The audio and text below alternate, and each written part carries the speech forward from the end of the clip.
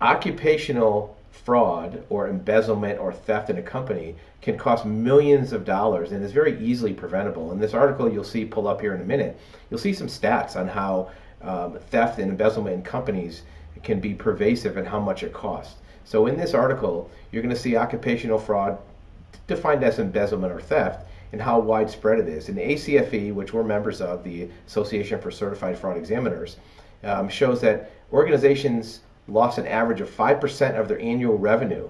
Now remember, that's revenue. That's not net profit, right? So if your company has $10 million in sales, right, 5% of that is going to be $500,000. So think about $500,000 compared to your bottom line.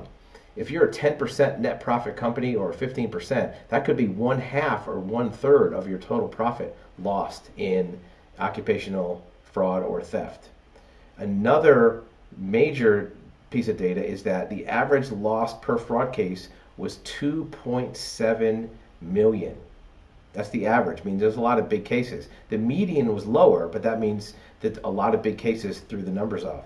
The duration of the fraud was 18 months. 75% of the fraudsters worked in key departments. And almost 4/5 of the fraudsters displayed behavioral warning signs.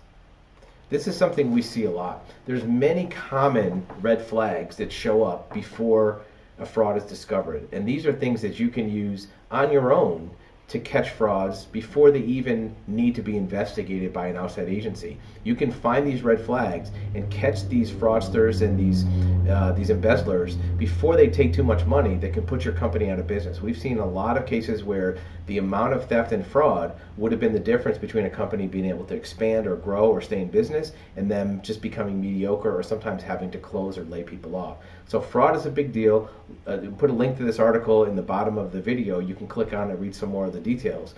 But preventing it can be a very, very simple thing. In most cases, it can be automated. There's artificial intelligence tools that can come in and monitor numbers and KPIs to make sure there's no fraud. And that will keep you from being at risk of not having a business to manage if the fraudster takes too much money to keep it from operating as an ongoing enterprise.